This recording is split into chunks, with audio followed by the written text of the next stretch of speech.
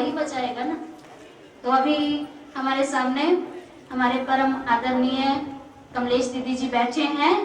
मैं समझती हूँ दीदी जी का परिचय देने की जरूरत नहीं है, आप सब जानते हैं ना। कोई ऐसा है जो दीदी को नहीं जानता हो? है कोई? हाथ ऊपर करे।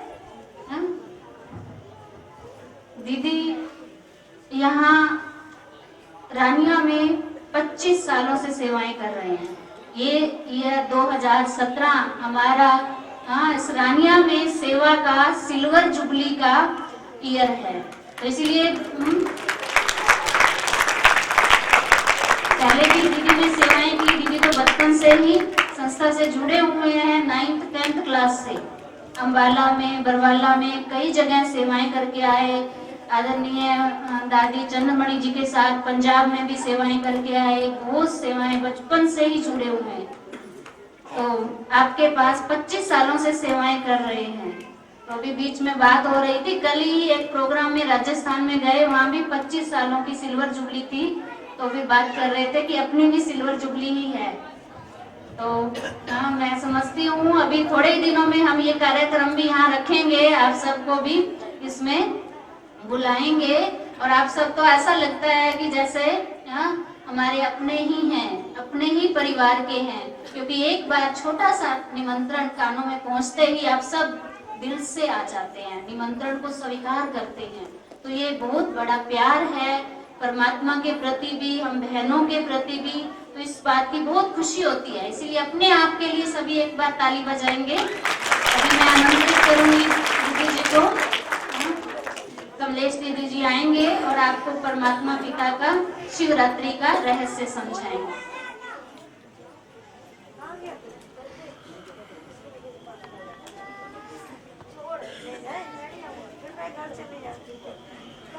ओम शांति। सभी प्यार से बोलिए ओम शांति, ओम शांति, ओम शांति। आज हम आप सभी यहाँ महाशिवरात्रि मनाने के लिए एकत्रित हुए हैं। तो इस विद्यालय के महाशिव जयंती के 80 वर्ष महाशिव जयंती मनाते मनाते आज ये विद्यालय अपने 80 वर्षों की यात्रा सफलता पूर्वक संपन्न कर चुका है। सन 1936-37 में सिंध हैदराबाद से इस संस्था की शुरुआत हुई थी। तो आज के इस विद्यालय की 81वीं शिव जयंती पर आप सबको हार्दिक बधाई हो, बधाई हो।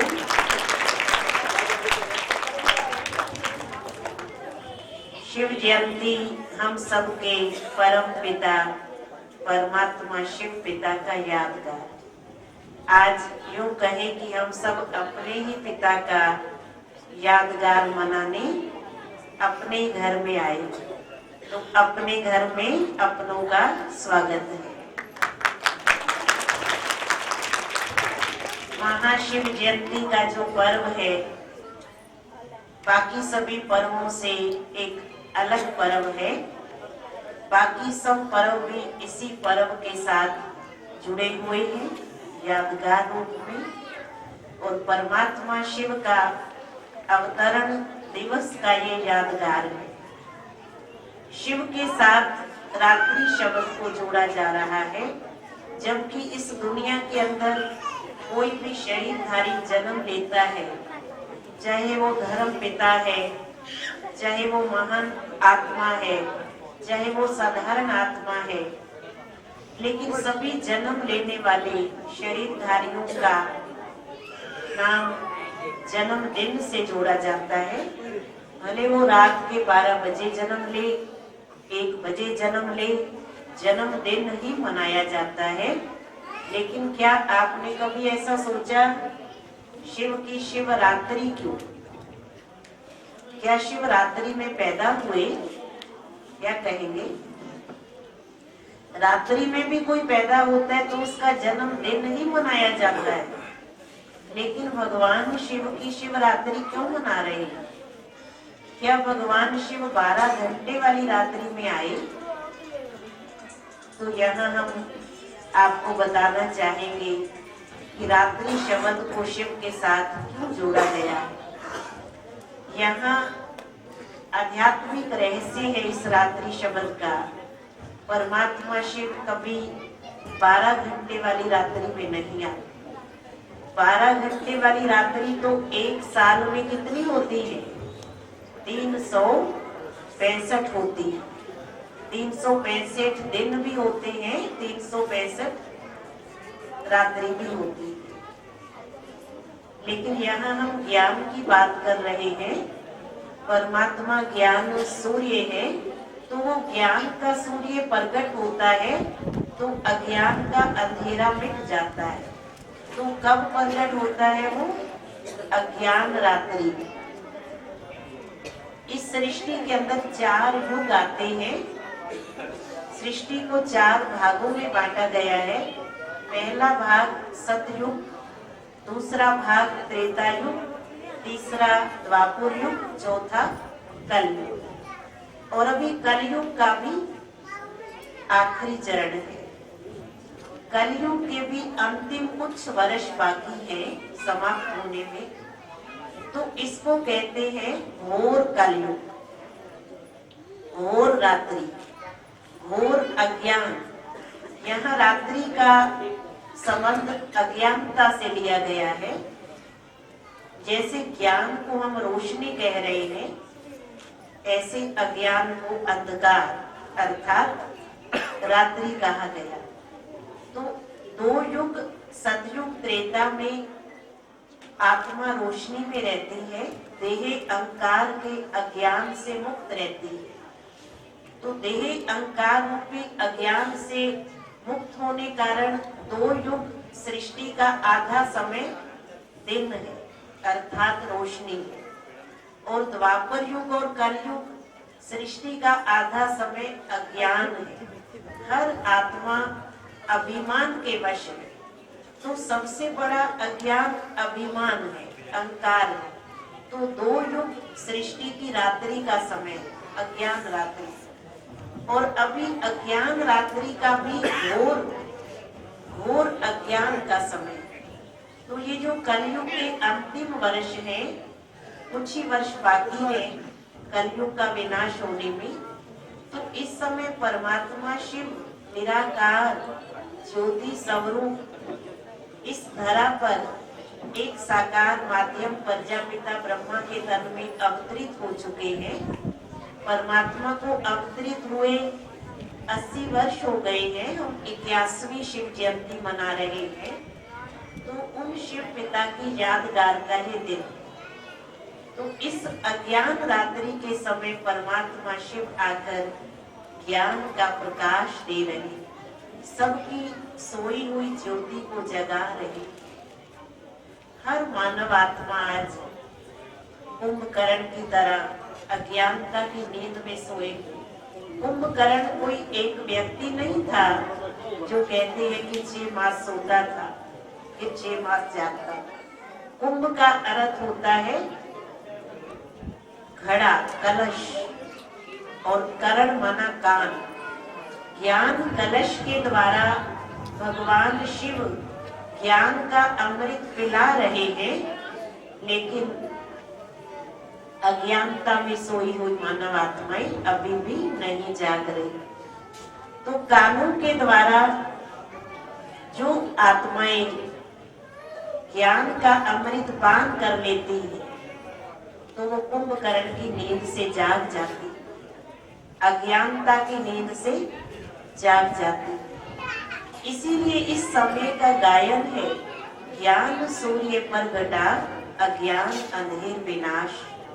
जब ज्ञान का सूर्य शिव निराकार ज्योति स्वरूप प्रकट होता है, तो अज्ञान का अंधेरा मिट जाता है, अर्थात कलयुग का विनाश, अधर्म का नाश और सत्य धर्म की स्थापना का ये कार्य चल रहा है। फिर शिवरात्रि के दिन भगत लोग विशेषकर व्रत रखते हैं, जागरण करते हैं, दिन भर कोई अन्न का व्रत रखते हैं, कोई किसी चीज का व्रत रख लेंगे, कोई प्रतिज्ञा भी ले लेंगे, एक दिन पवित्र रहेंगे। लेकिन इन सब के भी आध्यात्मिक रहस्य, एक दिन अन्न छोड़ने से आपका जीवन बुराइयों से मुक्त नहीं होगा, एक दिन पवित्र बनने से आप आजीवन पवित्र नहीं बनेंगे, एक दिन जागरण करने से आप अज्ञानता से नहीं जागेंगे।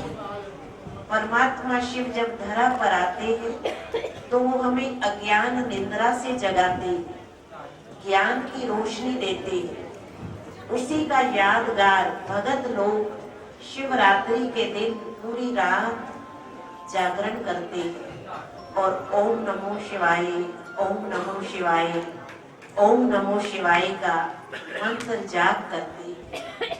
ओम नमो शिवाय का भी अर्थ है, ओम माना मैं आत्मा हूँ और नमो माना शिव को नमन करना और शिवाय माना शिव, तो मैं आत्मा शिव को नमन करती हूँ।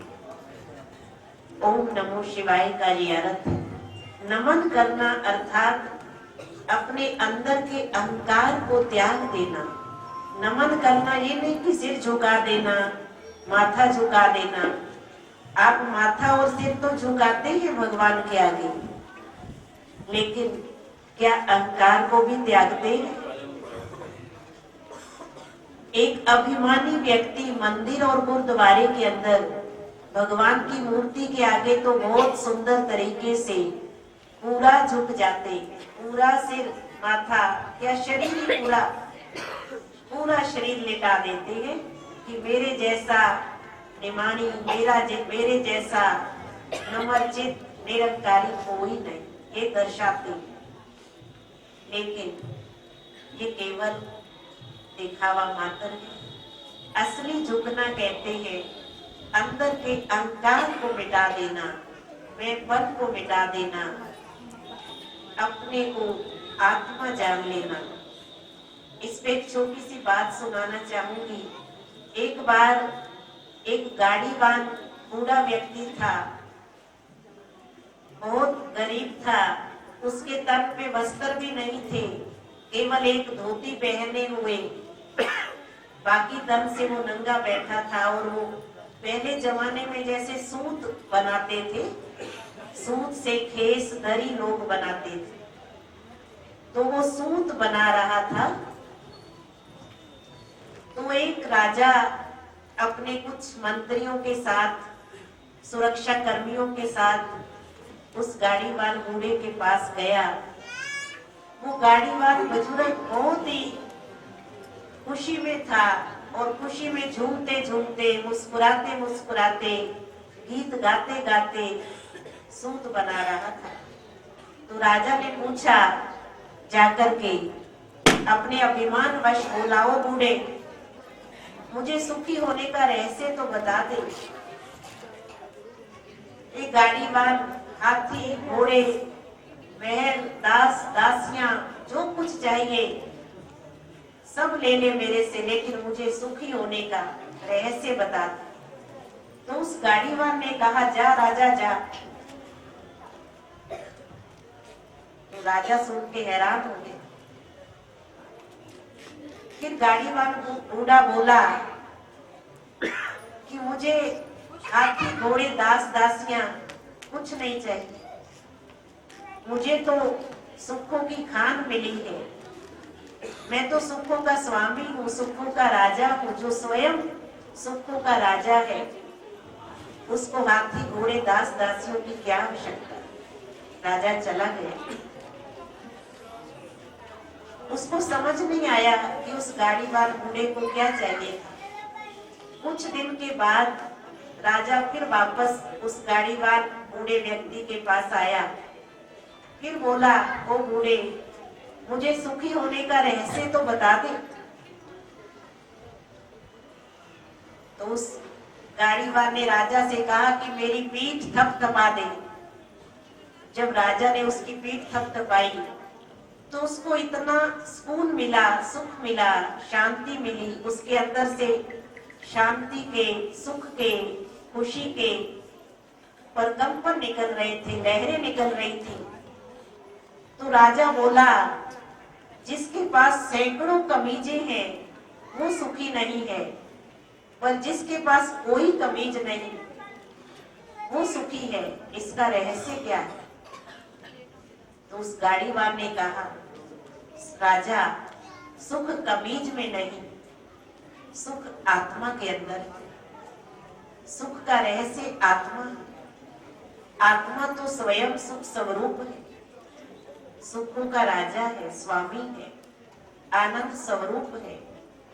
आनंद कमीजों में नहीं, महलों में नहीं, आनंद अपने अंदर है।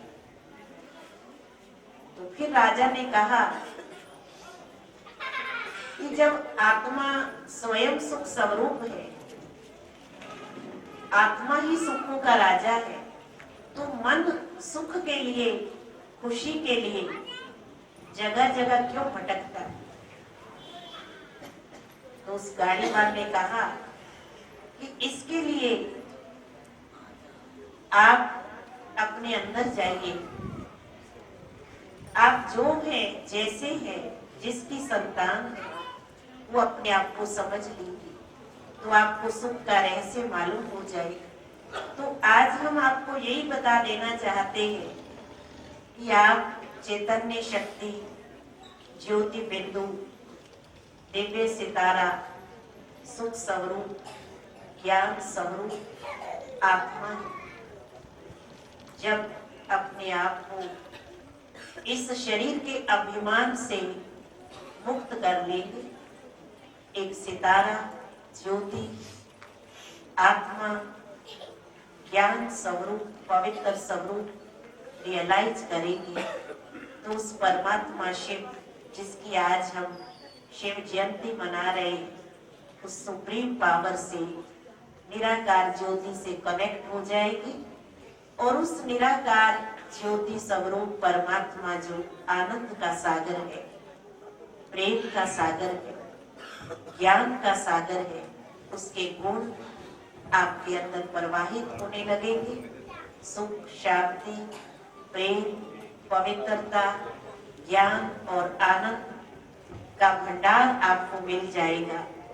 तो आपका ये जीवन सदा के लिए खुशनुमा, सुखी और शांत हो जाएगा।